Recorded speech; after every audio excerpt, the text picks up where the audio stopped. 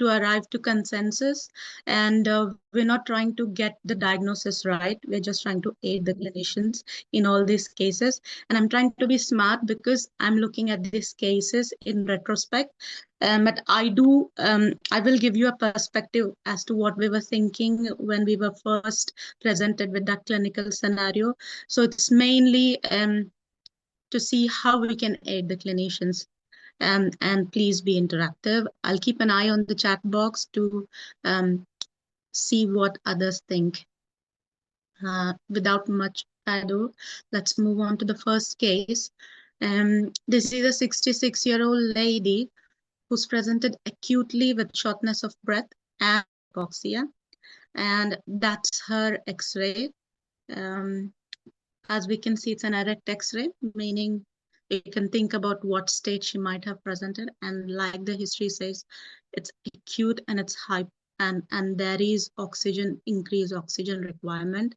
So if I open the chat box and see what ARDS, yeah, that's good thinking. Pulmonary edema, ARDS. I am looking at just one more differentials, because I tend to use all these three differentials like an umbrella term whenever there's a X-ray like this, PCP. I would not make that decision on the X-ray alone for PCP. And yeah, thank you. I really like the thinking. Most of the people said ARDS and pulmonary edema, and then yeah. So I tend to say pulmonary edema versus atypical infection rather than say sticking to PCP on X-ray or imaging. I tend to say just atypical, which includes all the different organisms when you see bilateral opacities like that. So that's what we told them, pulmonary edema, ARDS, or atypical infection. And they ran the battery of tests. And this is the baseline X-ray just for comparison. So this current X-ray is September 24 and the previous X-ray is June 24. So these are just 3 months apart. And yeah, that just shows like how unwell she is. But if you just cast your eyes on the baseline X-ray, maybe that could kind of pulmonary, oh, well, somebody said pulmonary hemorrhage. That's an interesting. I usually tend to make that decision like a diagnosis of exclusion. Yeah. Now with the baseline X-ray, somebody said ILD. Well, that's what the baseline X-ray shows, isn't it? And in the present X-ray, she is just acutely unwell. So what we told clinicians is treat her on all these three differentials.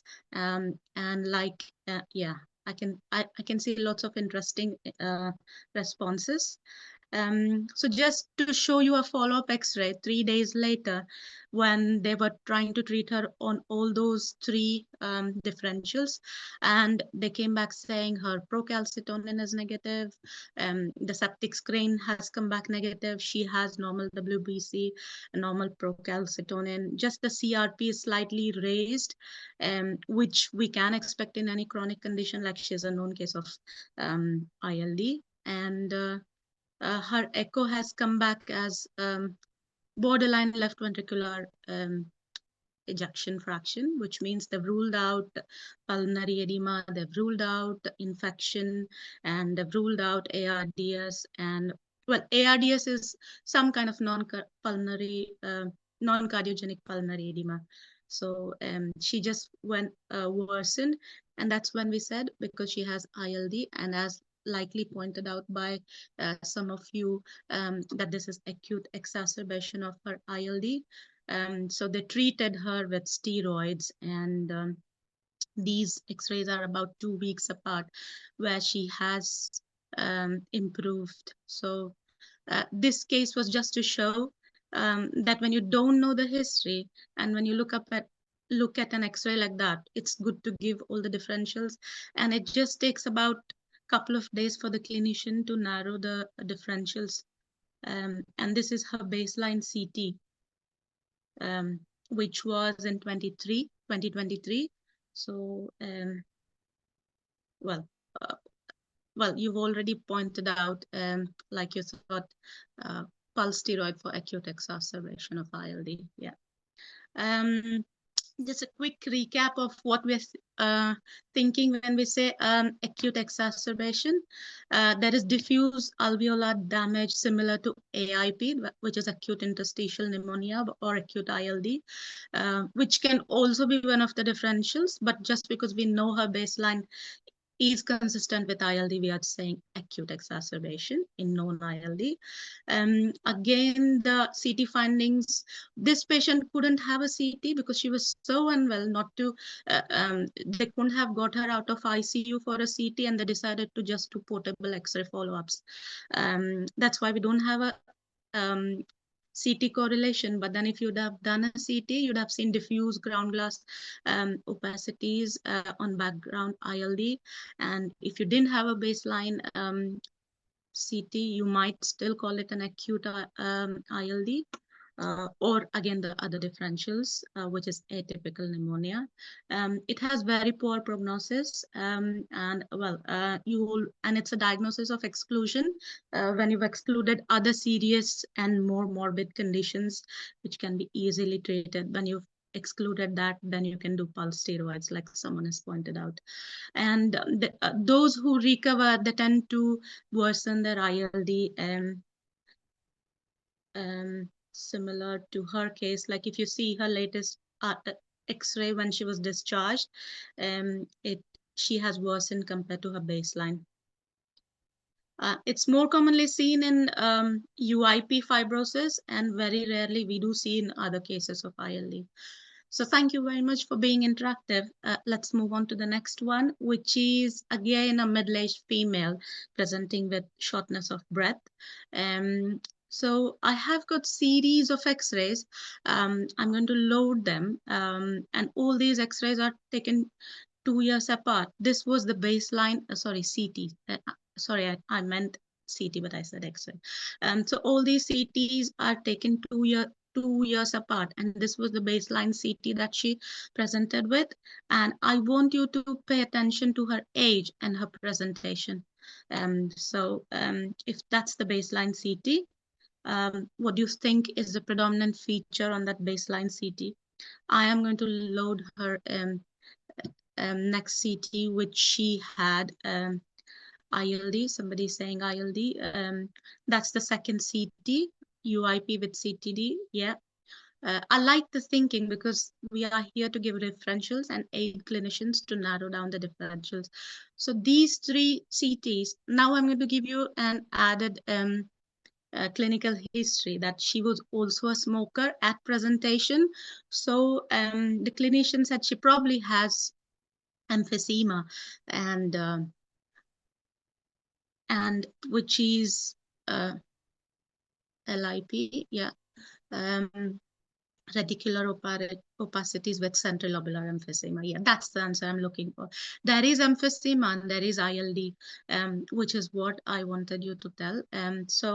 Uh, we have excluded LIP because clinical setting, there's no Sjogren's, there's no lymphocytic, disorder, RBILD. I would refrain from saying RBILD because you tend to have like central lobular opacities in RBILD, but then the end stage is fibrosis in all the cases. But this looks like, I would say, moderate fibrosis. So between these three X-rays, she was referred to smoking cessation support, and she kind of nearly gave up smoking, and that's why you have nearly stable changes between the first 2 years, and then in the second 2 years you can see that she's slightly progressed, and then she came up for another follow-up CT, which looks way worse than her previous three CTs. So on probing, she said that in between these two CTs, she started vaping. Um, so we still, vaping is e-cigarettes, smoking e-cigarettes.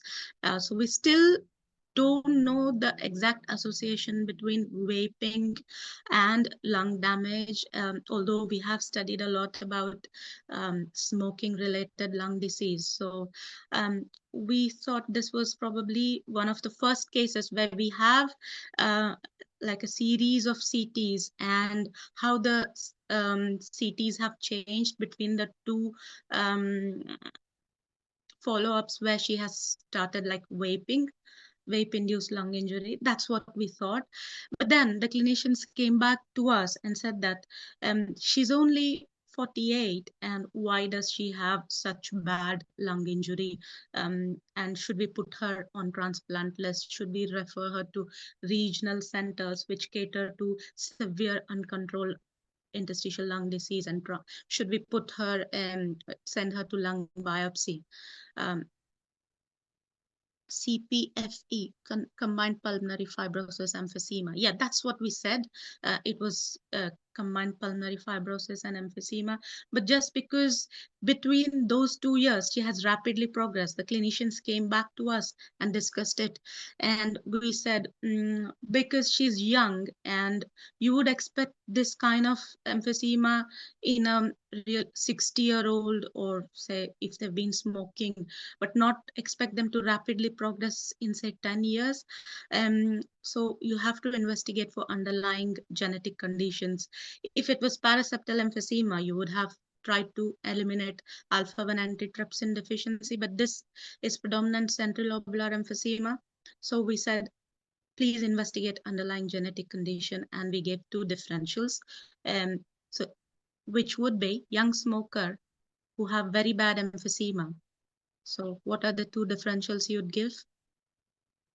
And cystic lung disease like this. Emphysema differentiating features. Yeah. Cystic fibrosis, I would expect like a teenager rather than like a middle-aged patient. And the confusing feature. Okay, let's break it down now. So we said the predominant feature is the cyst in the lungs, and we were thinking, what are those cysts? But we have baseline x-rays where it looked like emphysema and it looked like central lobular emphysema. However, we have lots of cysts and it was kind of upper lobe predominant, although it looks worse on the latest CT. And then we said, please investigate for Langerhans. Alpha 1, yeah, someone said. We said lamb, yeah, we excluded lamb because they are not smooth wall cysts, they're very bizarre. So we thought Langerhans versus Erdem-Chester disease, and which are basically histiocytosis. One is Langerhans cell histiocytosis, the other is non-Langerhans cell histiocytosis. And it doesn't, we didn't think it was lamb because the cysts were not smooth cell, smooth walled. And so that's what we've said. We still don't know the answer between the two. She has been referred to a regional center for lung biopsy and transplant. And again, biopsy is a difficult decision to make for clinicians because most often the one reason you refer them for lung biopsies when nothing else is working. And in her case, if she gets a biopsy, a lot of them end up with complications, like biopsy, pneumothorax, and sometimes like in every biopsy where the histopathologist tells you insufficient sample cannot make a diagnosis. So lung biopsy is not the definitive answer. You have to be aware that it could be a negative histology, or you could end up in life-threatening complication where a young patient is shifted in ICU and you are looking after them and in a life-threatening critical situation. So for this case, we have discussed this in respiratory MDT where it's not one-to-one interaction, but a bunch of people. And we thought it was pulmonary Langerhans cell histiocytosis, although we still don't have a definitive answer, but we have excluded, we've tried to exclude a lot of other things over the 4 CTs that she has. And why we thought of this was because it's a distinct entity in young smokers rather than systemic effects of LHC, like you see, like the bones. She did have an MRI spine and a survey of brain, so we didn't find any of those skull or vertebral lesions. So well, there's a typo. They could be asymptomatic, symptomatic, or present with complications. Like the first presentation can be a pneumothorax. So the pathology that happens in this disease is first they have a nodule, although we've never been able to find a nodule on a CTs, and that because of the inflammatory reaction, there's a traction along the nodule which forms into a cyst. Uh, which is nothing but a pulmonary cyst, or it could look like emphysema because it is central lobular in location. And when this process happens repeatedly, there's end stage fibrosis, which is why it can be confusing whether there's an ILD or there's emphysema. And I think somebody asked, like, how do we differentiate the two? Can I? Um, how do we differentiate between the two? That's why I think you would give differentials and ask the clinician to narrow the differentials.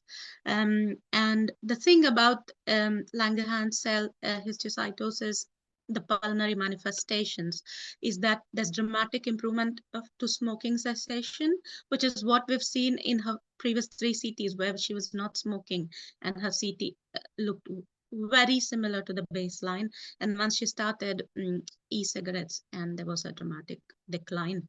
And they can be considered for transplant if they stop smoking. And like I said, we have given this differential. Again, Erdem-Chester disease, it tends to have multi-system involvement, retroperitoneal fibrosis, orbital, etc. Because her systemic scans were negative, we were thinking more of this. And we're still waiting for the answer. She has been referred to regional lung center for biopsy and transplant and smoking cessation support. Moving on to the next case. Somebody is saying how lamb looks like. I think we addressed that the cysts are smooth, they're more in lower lobes, and they're not bizarre like in this case. And they tend to be random or more in the lower lobe. And this one was more in the upper lobes and very, very bizarre. And there's coexistent ILD, which is just because of repeated fibrosis. So moving on to the next case, it's a 61-year-old male who's presented with epigastric pain and cough. Sometimes I try to be cheeky and hide like few important clues. If you ask me the question, I might give you the answer. So that's his X-ray. And I have got his baseline X-ray, which are about 3 to 6 months apart. So he is a middle-aged male, presented very acutely to hospital, and that's his X-ray. When I looked at this X-ray, I don't know why, I've never seen this X-ray previously, but I asked one question to the referring clinician. If you could, I have hidden that part from the history deliberately just to be aspiration. Now, infection. Well, you have to wait for the bloods.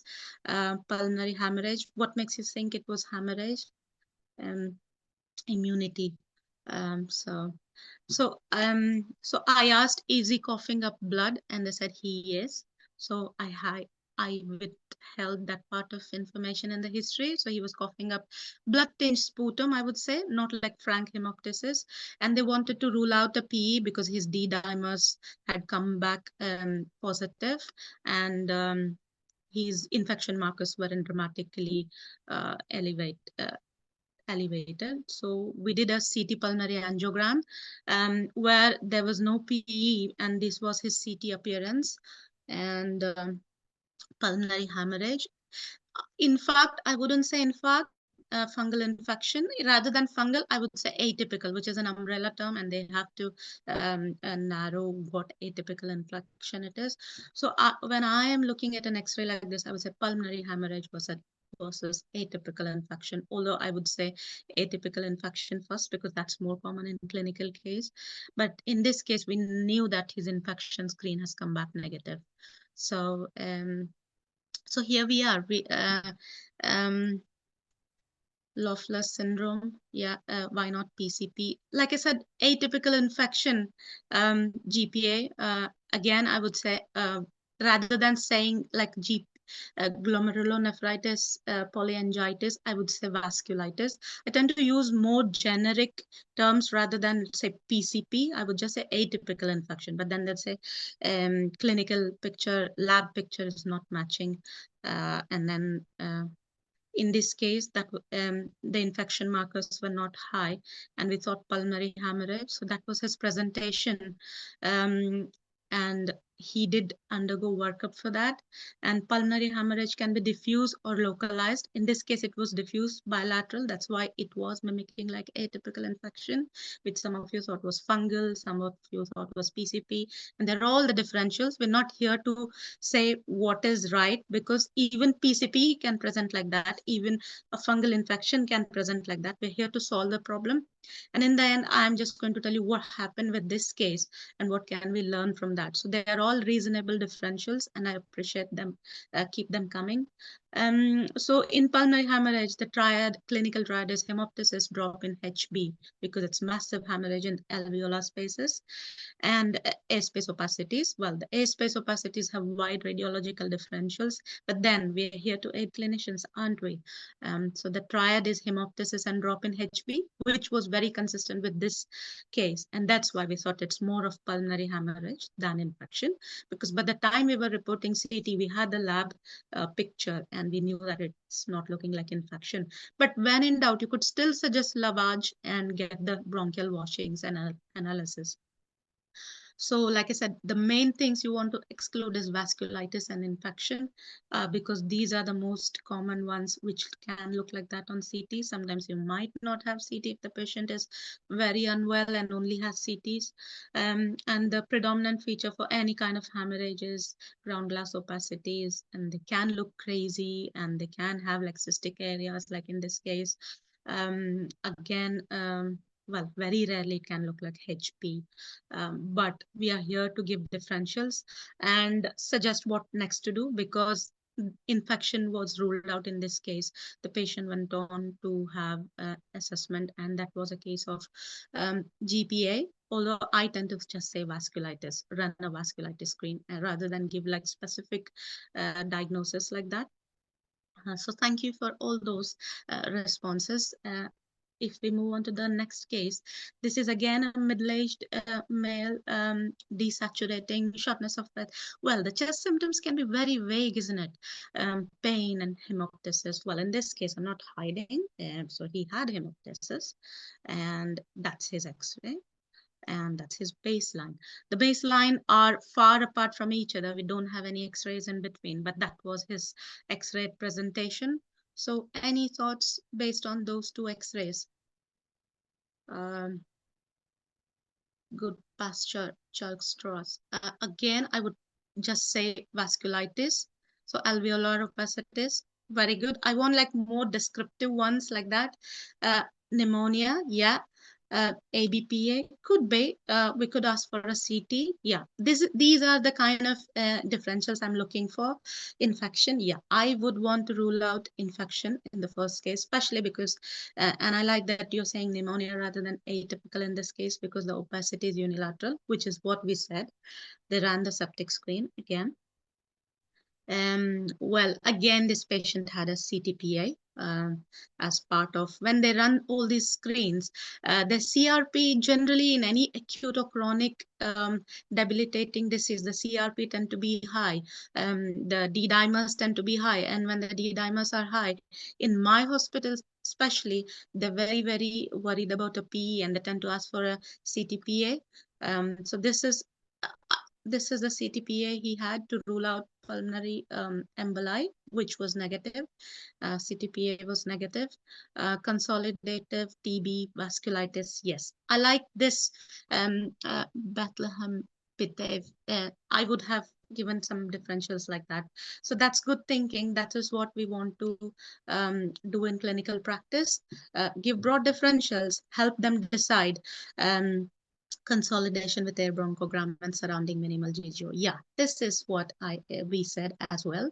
And the infection screen was negative by this time. I just want you to look at, I will show you his follow-up CT. Well, unilateral opacities. That's what I tried to show on this coronal imaging. And he just tend to worsen on his follow-up CTs. Um, Paraneumotic effusion, yeah.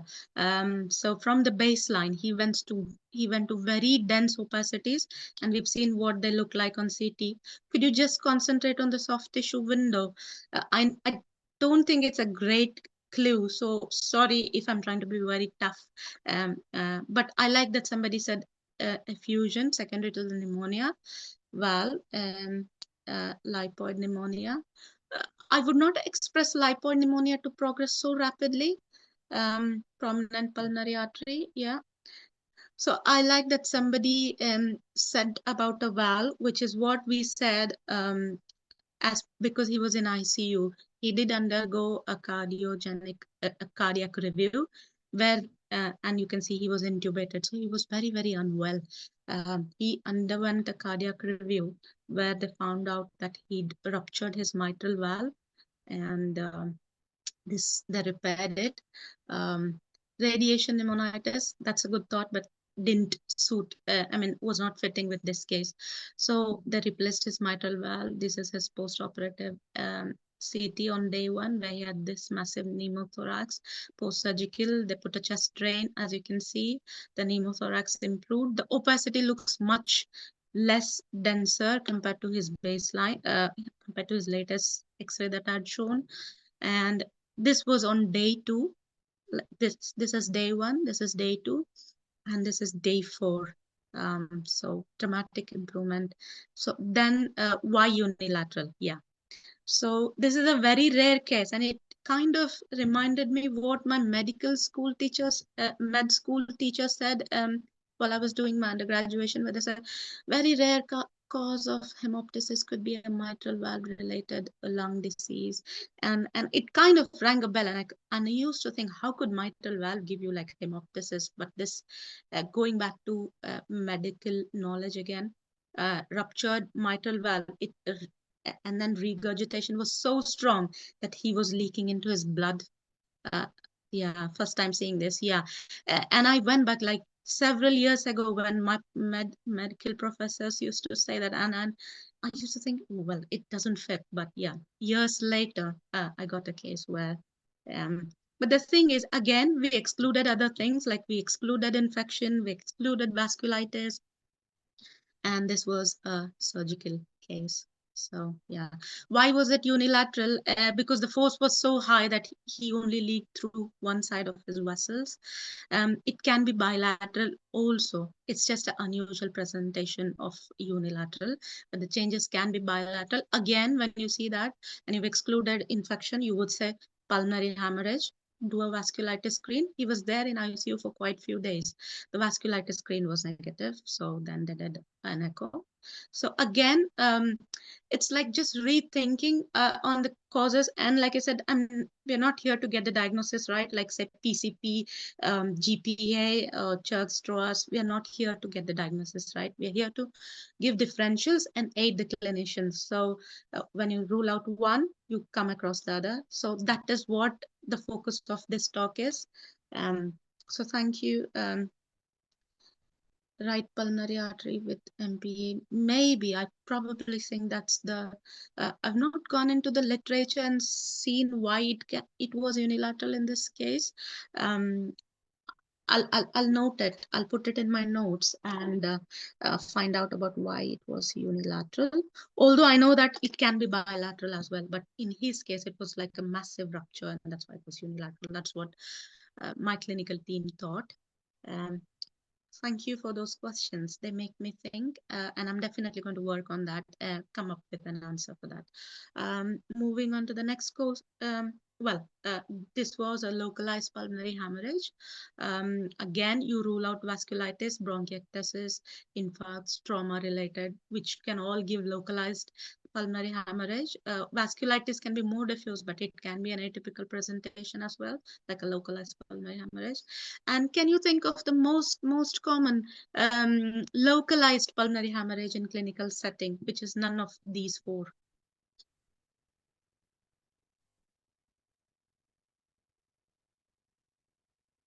TB, that is again bronchiectasis, iatrogenic. Yeah.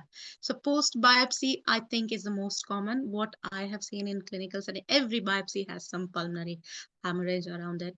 Pulmonary AVM is not the most common. It's one of the rare causes of pulmonary hemorrhage, I'd say. So I would say post biopsy hemorrhage, in my experience, that's the most common pulmonary hemorrhage. So post biopsy, every biopsy that we see for our thoracic MDT had some biopsy around the lesion, the lung lesion, which was biopsied. So just a trick question to break the flow. Um, Again, this is moving on. She's a 70-year-old female. She is known GPA. Well, in this case, we know what vasculitis she is suffering from. Presented with shortness of breath, raised CRP, which we would expect in her clinical condition. I like that somebody said tumor, Mosha. Yeah, and that's why she was put on antibiotics, and we did like a follow-up 6 weeks later. Um, Hilar ovale sign, hilar mass. Um, just because she's so unwell and she's 70 and she's lived with this condition for quite some time, we didn't want to put her through all the CTs. But when she didn't respond to the antibiotics and her well, there's no pneumothorax, it's just my windowing. I apologize. When she didn't get better and her follow-up x-ray looked worse, methotrexate related, yeah, methotrexate related, I would expect more like bilateral changes for that. Although there's no way of telling it's methotrexate related. You have to, it is again a clinical diagnosis where you see some interstitial abnormality, which is bilateral.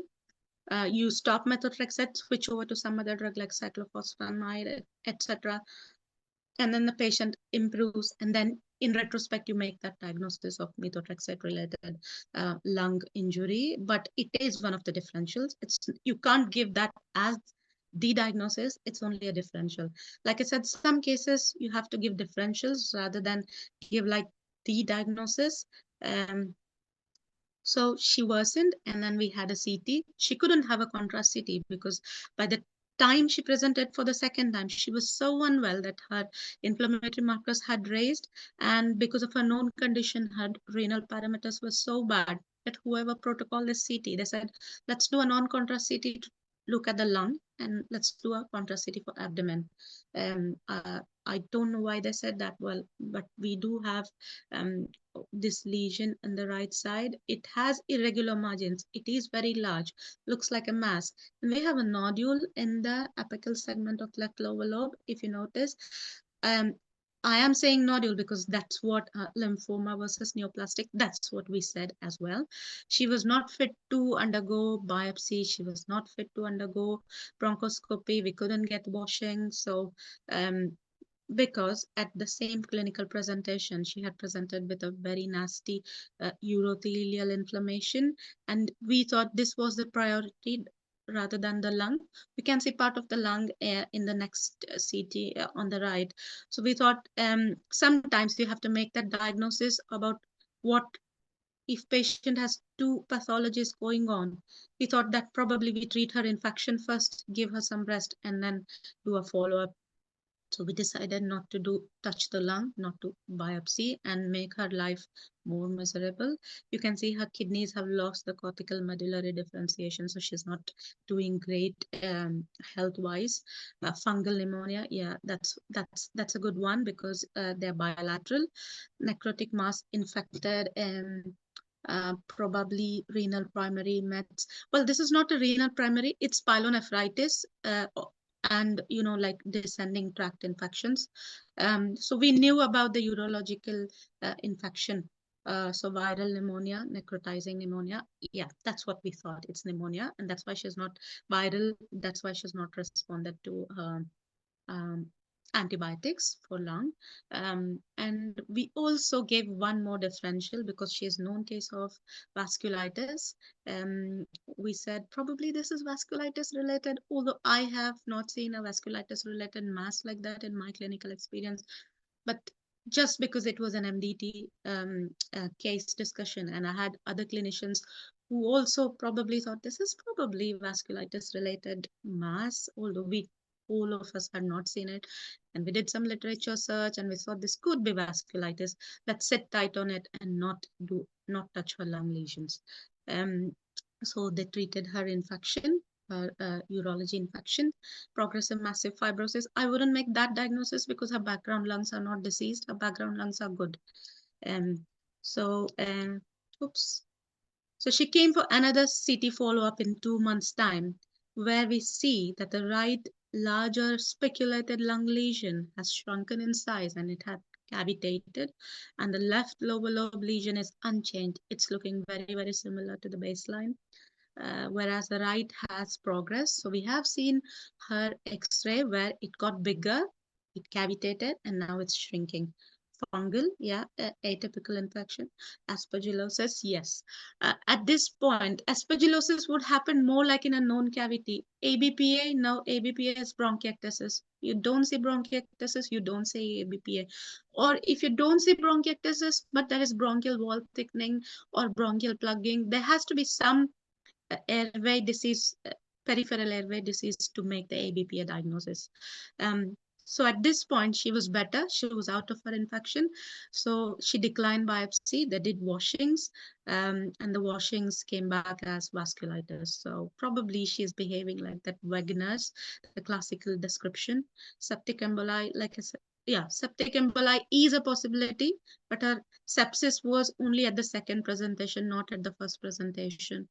6 weeks back. So it slowly got like bigger, shrunk, and now she is put up on another follow up. So the latest, it's still shrinking. So this was an unusual case of vasculitis, and I am not smart enough to have come to this diagnosis myself. It was the MDT diagnosis where all of us thought, this could be probably vasculitis, just because she was not behaving like a classical malignancy, not behaving like infection, and she was not fit for anything. Probably we also said vasculitis to give her some time to get better. In vasculitis, you could either have inflammation of pulmonary vessels, like any kind of, yeah, pseudotumor. I like that somebody said pseudotumor right in the beginning, so it was very, very impressive. Vasculitis is more common secondary, like in her case, she was known case of systemic vasculitis. You don't have like primary pulmonary vasculitis, and the features can be variable. You can see vasculitis of the vessels, you can see ground glass opacities, you can see cavities, or you can see mass, like in this case. You do see nodules, like we saw the left lower lobe was a nodule.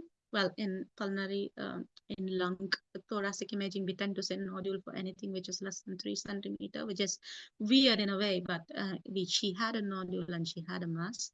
I couldn't find, so I thought this was interesting where we have both the presentation of vasculitis and again, it's an integrated clinical, radiological, and lab diagnosis where the clinical team gave the washings to the lab people, and they told us this is all vasculitis related.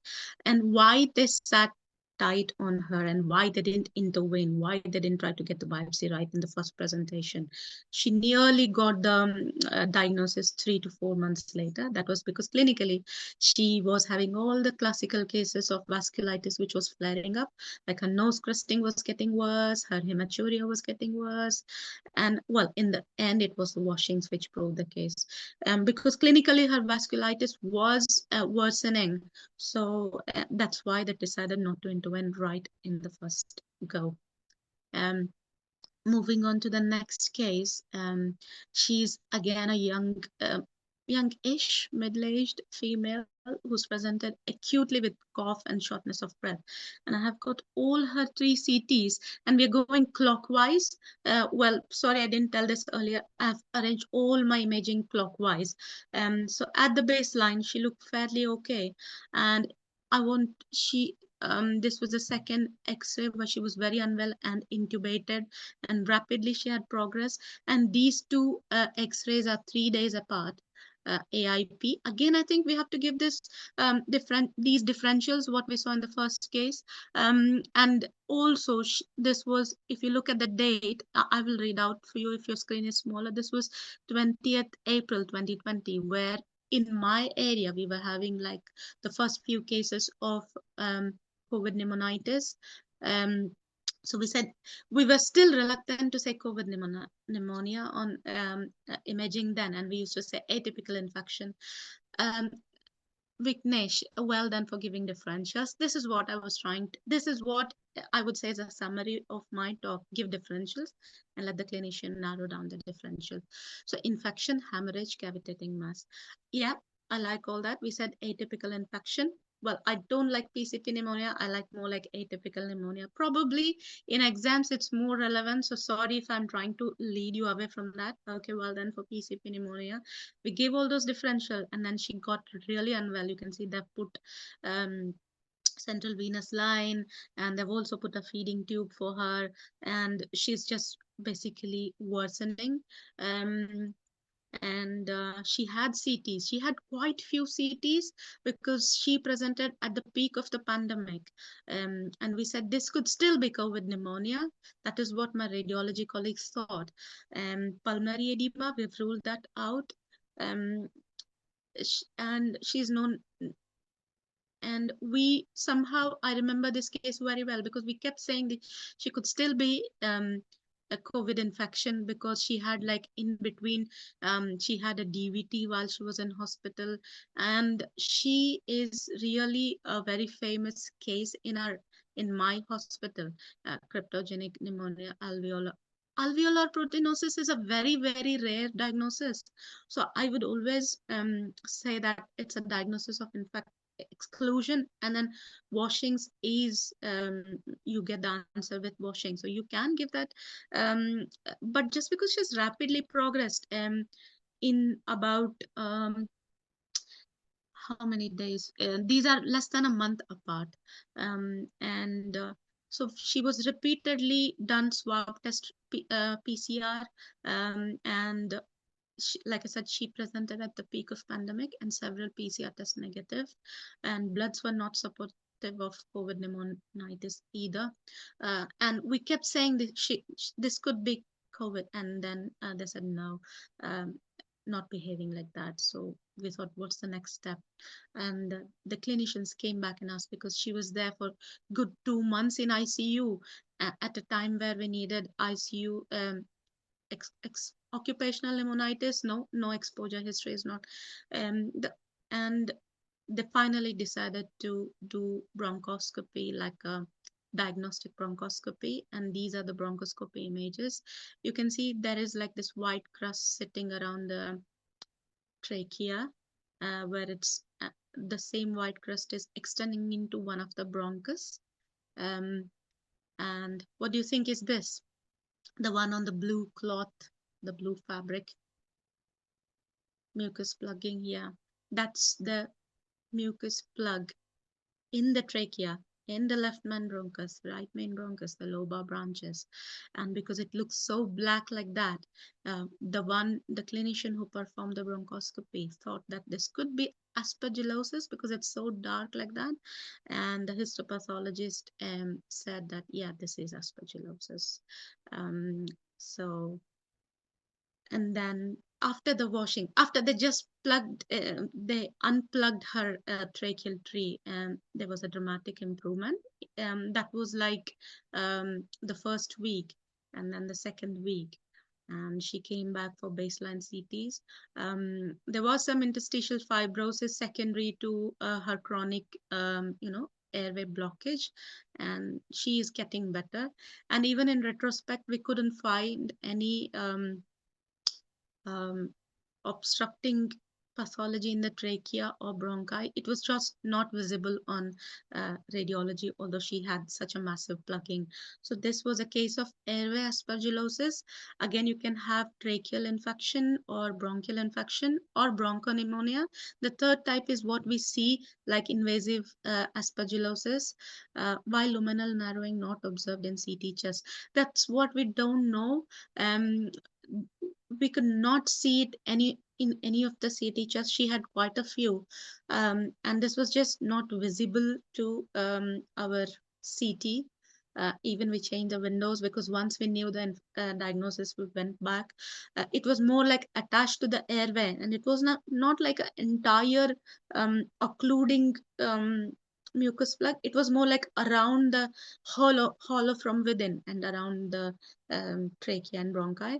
Although there are very few cases in literature which say you can see them on CT, but we couldn't see in her case.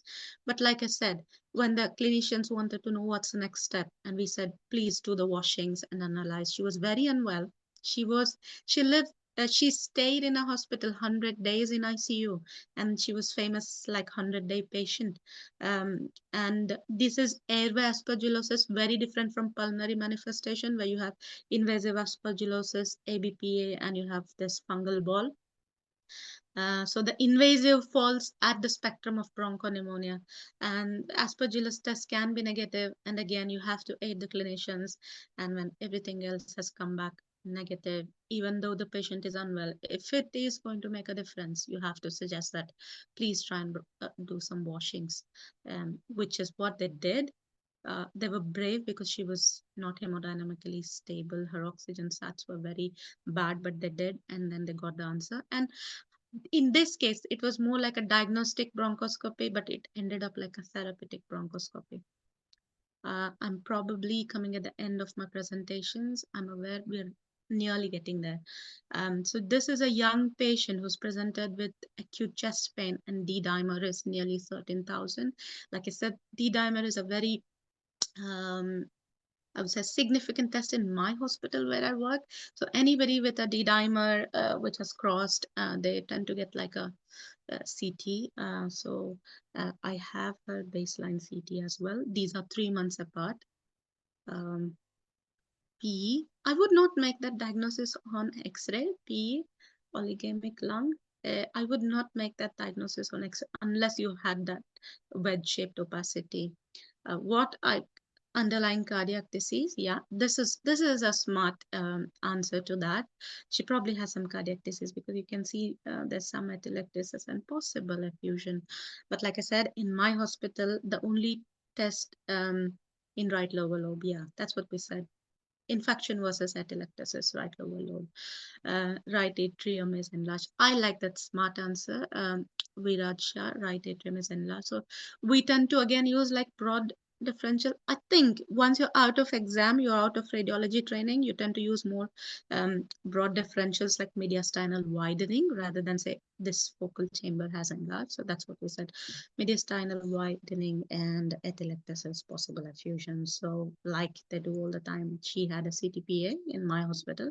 That's the most commonly requested thoracic imaging, I would say, uh, where we have a duty radiologist who tend to look up at acute things when the clinicians need them. There's one person, and they quickly looked and they said, well, there's no pulmonary PE. And the patient went back to the emergency department and dissection. Yeah, thank you. So the person who quickly looked at aortic dissection, very smart, good food for thought. So they simply quickly scroll and they said there's no PE, and the clinical team went back.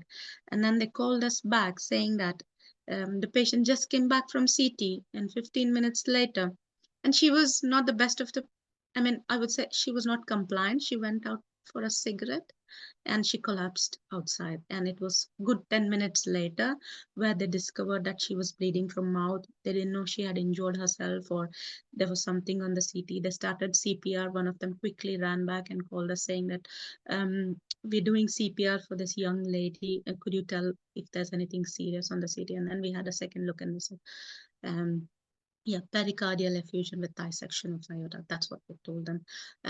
So this case just I put in the end. Very sorry for the patient, and we could. The family denied autopsy, so we don't know if she had Marfan's, which we don't know if she had, and why she dissected her aorta when she was 37. Well, she had history of smoking, excessive alcohol, IV drug abuse, and a lot of things. So I don't know. This was very unfortunate. But the thing is, hemoperitoneum, like rightly pointed out by someone. And in any thoracic imaging, I personally look at all the mediastinal vessels, including coronary arteries.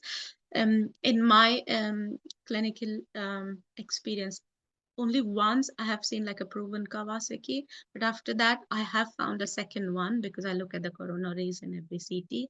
And then I would look at the cardiac chambers as review area. So I wouldn't sign off any CT without looking at them.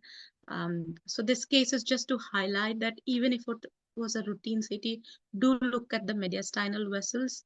And history bias can be misleading. Like in this case, they asked for a pulmonary angiogram rather than a aortogram, but then you always look at other many times, even in the cranial angiogram, any kind of angiogram. If there is some opacification, try and window and try and look at the counterparts. Like if you're doing a venogram, try and look at the arteries if they're opacified, if they do. So this is just to say that look at the vessels as inclusive as one of the review areas before you sign off. And you need to have a high degree of suspicion. So thank you very much for an interactive session. So I have compiled like a take-home message from the cases. We looked at acute exacerbation of ILD. So it's a rare diagnosis, but of exclusion. So you want to exclude the more important causes like pulmonary edema and infection, and Langerhans cells histiocytosis. Somehow I'm not very good with abbreviations. Whenever you see emphysema in young smokers, that has to ring a bell. And I feel sorry that we waited like for several CTs. Right in the first CT, we probably could have told because it was not emphysema alone. The cyst did look bizarre, and because of repeated inflammation, when you see some kind of ILD and emphysema in a young patient, I think it's good if you alert them sooner. And again, pulmonary hemorrhage is a diagnosis of exclusion. Vasculitis is the most common cause that you want to exclude. Localized pulmonary hemorrhage is relatively rare, and you have to think again as diagnosis of exclusion where you've ruled out other causes. And this is the vasculitis. Not every mass is a tumor, like rightly pointed out by many of you, pseudotumor. Tracheal plug, atypical. It was an atypical infection, and it had a very atypical presentation as well. Dissection all mediastinal vessels as an important review area. And there's one message I kind of tend to highlight each time. Avoid history bias whenever possible, and try to look at images without knowing the history first. And then once you've made up your mind what it is, then try and go back to history. That way you will never miss these cases. So a blind viewing of images that might make you a good radiologist, because you won't be biased by what the clinical team is asking. And you would go back to the clinical history once you've made up your mind. And I said, hang on, they're saying PE, but I have looked at aorta. So you're definitely going to have an edge if um, you don't look at the clinical history in the first instance and go back to it at a later point. I want to thank all my packs and archives at my hospital, Countess of Chester, the respiratory MDT, which has been very good in giving me lots of their perspective and what's the next step in trying to diagnose and how we narrow the differentials. Prosenjit Datta, who's one of the doctors from the respiratory MDT, and he's the person I pick my brain when I don't know like the background thinking, what they were thinking for the case. Well, he tells me the things, those are outside hospital notes. And Chinmay for always encouraging, supporting, and giving me this opportunity. And thank you all. You were just so good. And I have put a couple of notes for me to think. So brain stimulating session for me too. Thank you very much. Thank you, Deepa, for that amazing session, and you made rackle our brains on the Sunday evening. It was lovely, as always. So we have just a couple of questions and a lot of encouraging comments in the chat box, which I'll